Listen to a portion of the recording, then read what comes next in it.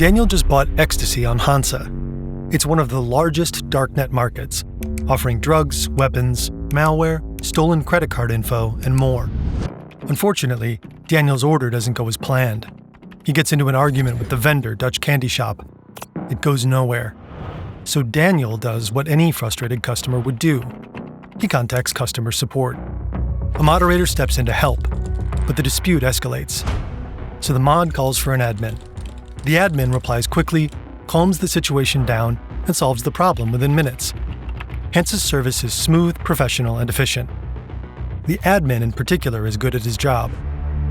But he's even better at his real job, working undercover for the Dutch police's high-tech crime unit. They've successfully infiltrated Hansa's servers and taken over operations. Unbeknownst to anybody in the digital underworld, they're dismantling the site's promises of anonymity, identifying vendors, reading supposedly encrypted chats, and tracking their home addresses. But all it takes is one wrong message, one small mistake, and they could realize he's a fraud. This is the story of one of the boldest international police investigations of all time, likely the largest trap in Darknet history. This is Operation Bayonet.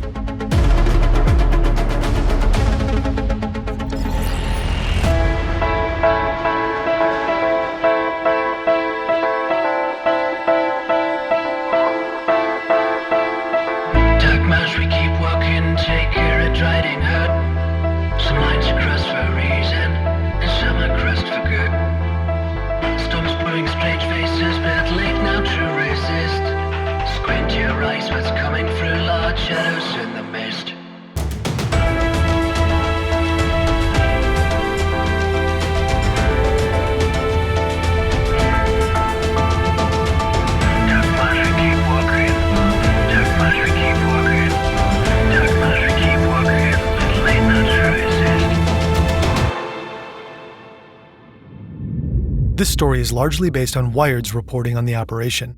You'll find links in the description. It's 2017, and law enforcement is having a tough time. Darknet markets are on the rise. They offer completely new ways for criminals to sell their goods and services, and tracking down who's behind them is hard. The operators hide behind layers of anonymity and encryption. After years of investigation, in 2013, law enforcement in the United States finally caught their first Darknet king, Ross Ulbricht, the mastermind behind the infamous Silk Road. The black market bazaar known as the Silk Road is now offline and the founder behind bars. But the victory was short-lived. Just 35 days later, former Silk Road moderators launched Silk Road 2.0. When old kings fall, new ones rise. The number of Darknet markets exploded. Alpha Bay appeared in 2014, and it grew exponentially. About a year after its launch, the site claimed it had over 200,000 registered users and 40,000 vendors. Now, it processes more than $500,000 in transactions every single day.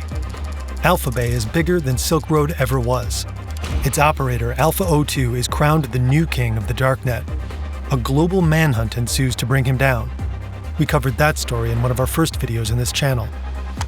How time flies. May 2017. A team of US investigators arrives at Europol headquarters in The Hague. They're here to meet with other law enforcement agencies. They share updates on their investigations and make sure no toes get stepped on. The Americans kick things off. They're in a good mood. The team believes they've found Alpha Bay's server and its operator. All clues point to Thailand. Now they're about to make their move. You might have noticed, we got reenactments now, just to step it up a notch. Organizing shoots like these is pretty complicated, and there's so many moving parts because of the sliders. Get it? Sorry, where was I? Oh yeah, a smooth segue into an ad. There are many moving parts, just like in business. Today's sponsor, Odoo, bundles all that complexity into a single suite of over 45 interconnected apps. Accounting, boom. Sales, boom. HR, boom. And they all talk to each other. Make a sale and it's instantly reflected in your accounting. Ship a product and your inventory updates automatically. The interface is easy to use even if you're not particularly tech savvy. It grows with your business, and you can add new apps as your needs expand. It's an all-in-one management software for everybody, from just starting out to 9 figures and counting. Odoo even adapts to where you do business, adjusting taxes and regulations to keep you compliant. Your first application is free for life, with unlimited hosting and support included. Starting at $24.90 a month, you get access to all applications. Scan this QR code or click on the link in the description to get started. After a short coffee break, the technical advisor to the Dutch prosecutor's office takes the stage. He starts with an update on their current investigations into Hansa. As he shares more and more details, the room begins to buzz with excitement. And then he suggests something truly insane. Every device that connects with the internet has an IP address.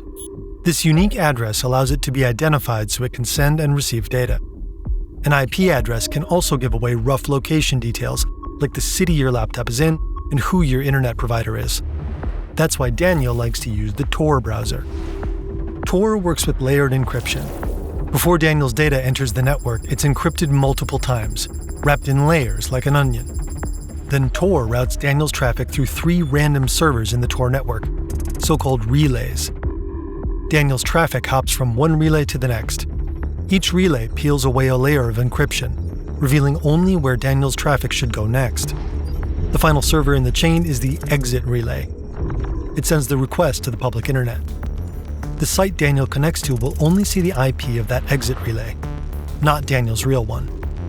Tor also stops websites from tracking and building a profile on the user by making it more difficult to see who they are and what they're looking at. When he closes the browser, its cookies and history are automatically wiped. Sites can also be hosted within the Tor network. They use special .onion domains and are only accessible over secure Tor connections. The anonymity Tor offers is crucial for journalists, activists living in authoritarian regimes, and whistleblowers. But it's also great for users like Daniel, who want to buy drugs or other illicit goods, and for the people selling them. Darknet markets usually take even more precautions. Along with Tor, users and vendors communicate via encrypted chats and use relatively anonymous payment methods like crypto.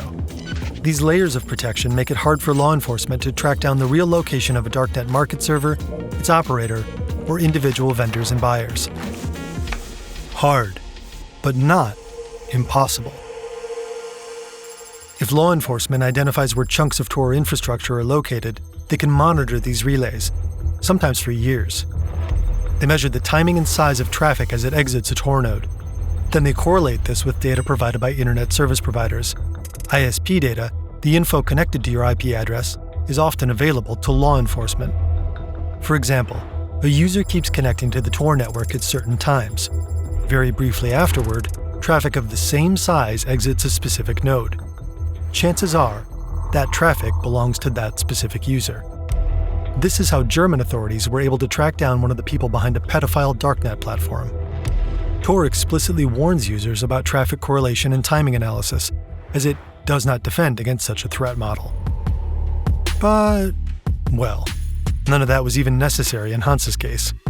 The operators simply done goofed. It's the fall of 2016, roughly 9 months before the FBI starts to close in on Alpha 02. Researchers from Bitdefender, a private cybersecurity company working with Europol, discover something in a Dutch data center. A weird server. It looks like it's used for staging. Staging servers are essentially test labs. Developers use them to try out new features before pushing them live. This server contains code, configs, and backups. They all link to a Tor frontend. It seems to be used for a Darknet market. But unlike the Darknet market it appears to belong to, it isn't concealed. The server isn't hidden in the Tor network. The operators seem to have just left it here, out in the open clearnet, vulnerable and unprotected. And as the researchers dig in, they even find clues about which Darknet market the staging server belongs to: Hansa. To this day, Bitdefender has never disclosed how exactly they found the server in the first place. We asked them, but they didn't respond. Back in 2016, Bitdefender's researchers report the server to Europol, who in turn inform the Dutch authorities. For the police, it's a golden opportunity. After receiving the server's IP, they move quickly. They contact the web host, the company that provides the staging server to the Hansa admins. Then they visit the data center and install network monitoring equipment. This tech monitors all traffic going in and out of the staging server. In this way, they find out that the staging server is connected to another server in the same location. And this one is protected by Tor. And it's running Hansa's live site. They also identify other servers, 4 machines located in Germany. The investigators create bit-for-bit copies of the server drives and find a trove of evidence. It's basically the entire digital history of the Darknet market. They find its source code and a key database. They gain access to the marketplace's transaction history. They find a collection of usernames and password hashes and almost every encrypted message users have sent through its anonymous system. Then the investigators hit the jackpot. On one of the German servers, they stumble upon logs of an internet relay chat between the 2 Hansa admins. They go by HL and Ron Svensson. 17,000 messages dating back years. In them, the investigators find both admins' full names and one home address. HL and Ron Svensson are Germans. On the servers, the Dutch also find the admins' private PGP keys. Pretty good privacy is an encryption method used to secure messages and files. And PGP keys are powerful, not something to be left lying around. They can be used to decrypt and read messages the admins receive and also verify their identities to others. With them, police could impersonate the admins. But then, the Hansa server suddenly goes silent. It seems like the admins suspect something is off. They move their site to another Tor-protected server in an unknown data center. It's a real setback for the investigation. For a while, the trail goes cold. The investigators know who Ron Svensson and HL are, but now arresting them isn't enough. They want the keys to the kingdom back. They want the site itself. In their old chats, the 2 admins mention a Bitcoin address. They used it for paying the Dutch web host. And suddenly, there's activity on that exact address. The admins have sent Bitcoin somewhere. Using a tool called Reactor, Dutch police trace the transaction to a Bitcoin payment processor called BitPay. The company lets users spend crypto on regular goods and services. And it has an office in the Netherlands. Bingo. Dutch police sent BitPay a legal demand to disclose more information about the transaction. The company has no choice but to reveal the recipient. Turns out the Hansa admins used BitPay to pay for servers in Lithuania. Everyone in the Europol meeting room listens anxiously as the Dutch technical advisor presents their findings. He says they're ready to arrest the 2 Hansa admins with the help of German police. But why just shut the market down? Instead, they propose something else. Something far riskier. After the arrests in Germany, and with the help of the Lithuanian authorities, the Dutch police want to take over Hansa. Then, they want to run the site themselves.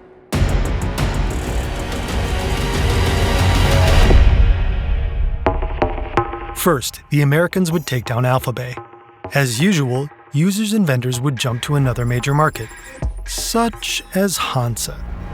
They would simply continue buying and selling their drugs, weapons, hacking tools, etc., believing everything was business as usual. But now the cops would control the market. A giant honeypot. The meeting room fills with chatter and doubt. Is this ethically okay? Law enforcement would run a darknet market. They would watch as people buy guns, stolen credit card data to steal from innocent people, and tools to hack more people and steal even more. They wouldn't stop any of it. They'd just let it happen. And what if anybody caught wind of the operation? It could turn into an enormous scandal. Still, it's a unique opportunity. This could fundamentally shake users' trust in these markets. Are you really messaging a moderator? Or are you talking to the police? Are you dealing with a trusted vendor? Or are you being tricked by the cops? In the end, the FBI, the DEA, Europol, and the Dutch police collectively decide it's worth the risk. Time for Operation Bayonet. Step 1. Arrest Alpha 02. On July 5, 2017, Alpha O2's time has come. Authorities have hunted him for years, ultimately identifying him as Alexandra Kaz. They've tracked him to his villa in Bangkok, where he and his wife live a life of luxury. And, crucially, the laptop he uses to log into Alphabay is here. So they come up with a plan. A gray Toyota Camry enters a dead-end street and heads toward Kaz's house. Behind the wheel is a Royal Thai police agent in civilian disguise. She tells the security guard she took a wrong turn. Then she tries to back up, deliberately causing a minor accident. Kaz hears the bang in front of his house. He grabs his phone and rushes out. It's a mistake. He's swarmed by several officers. He tries to dash back inside, but it's too late. They find his laptop in the bedroom. It's on and unlocked, and Alpha O2 is still logged into the server hosting Alphabay. They dig through the laptop and uncover multiple passwords for the Alphabay website and its servers. Then, they silently shut down the marketplace. No one knows why it suddenly goes offline. The FBI wants everyone in the community to believe that Alpha O2 ran off with all the crypto the site keeps in escrow, that he pulled an exit scam. Step 2. Take over Hansa. First, the Dutch need to take out the real admins without anybody noticing.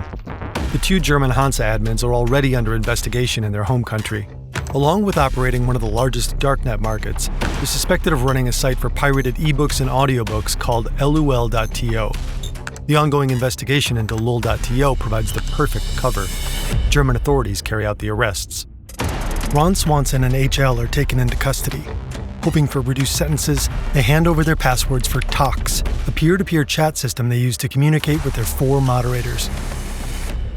While the 2 admins are taken into custody, Dutch agents arrive at the Hansa servers in Lithuania.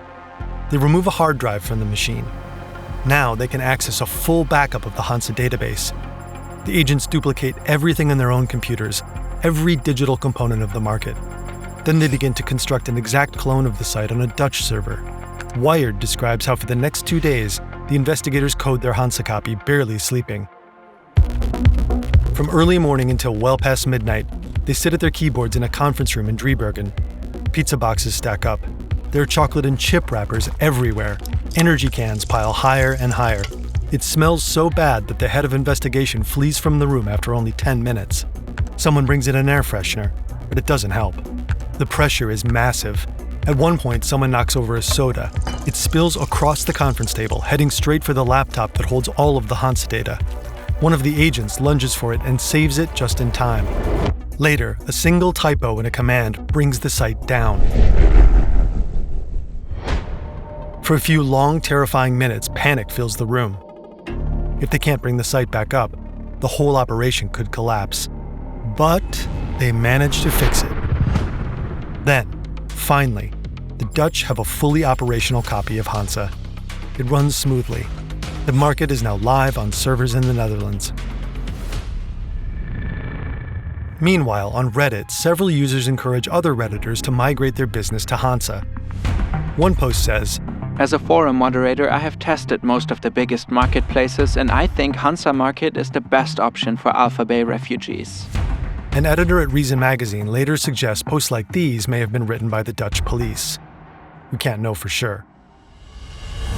A whole team of Dutch undercover agents takes turns impersonating the Hansa admins. No one on Hansa appears to have realized what's happened in the background. Users connecting to the same onion address are no longer directed to the original Hansa servers in Lithuania. Instead, they're connected to the version the Dutch have constructed on their own network. From the user's perspective, nothing appears to have changed. The site's onion address remains identical. But behind the scenes, the Dutch police are retrofitting the market. While it was initially designed to protect users' privacy, the agents now work to make it do the exact opposite. They rewrite the site's code. Usernames and passwords are now logged in plain text. They archive every message before it's encrypted with PGP. Investigators can see real shipping addresses. They also save uploaded product photos along with their metadata. Metadata looks like this and can contain info such as where a picture was taken.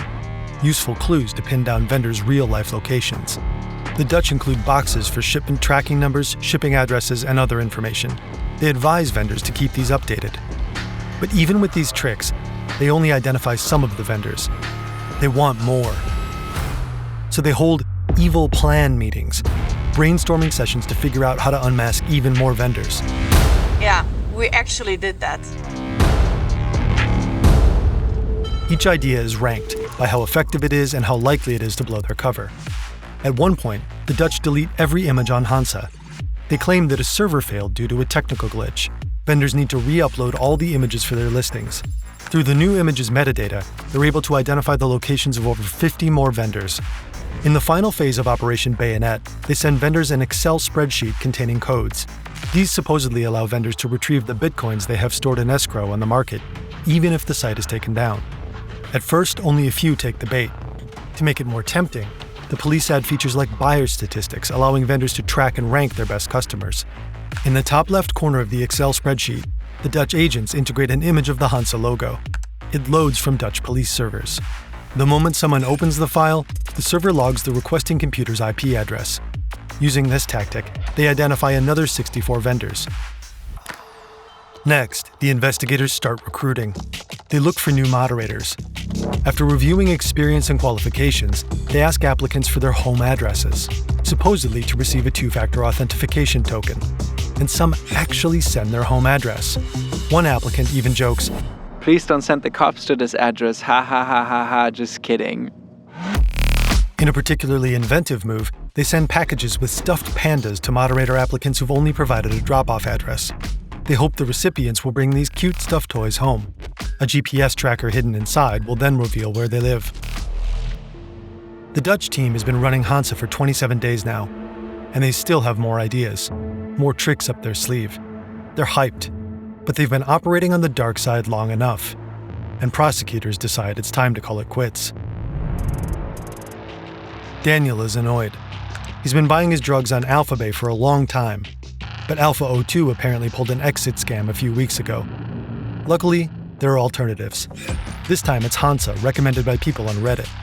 A vendor messes up Daniel's order, but Hansa customer service is great. The problem is fixed quickly. A short time later, Daniel wants to check his order again. On his screen, the Hansa logo appears, but it's no longer a ship proudly sailing. Instead, it's sunk. Dutch police are shutting Hansa down. For this pivotal moment, they gather in a conference room in the Dutch police's national headquarters in The Hague. The head of the agency leans forward and presses a big red plastic button. But it's just for show.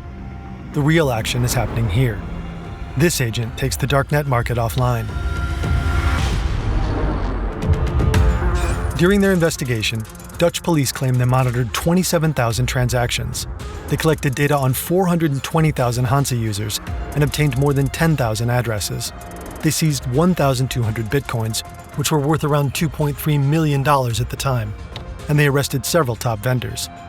With the seizure notice, Dutch authorities redirect visitors to a second website. Here, they've published a list of Hansa vendors using their pseudonyms and sorted into two categories: active and arrested, plus identified buyers. A warning runs across the top: active at dark markets, you have our attention. Dutch Candy Shop is among the vendors identified. We can only imagine what that must feel like. This is the largest dark market web place takedown in world history.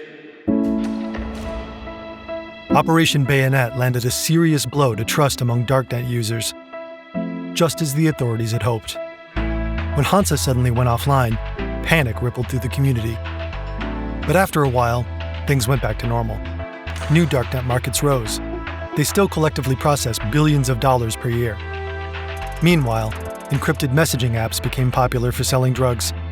Users already have those on their phone, so no Tor browser required. Authorities continue to struggle in the war on drugs, with no end in sight.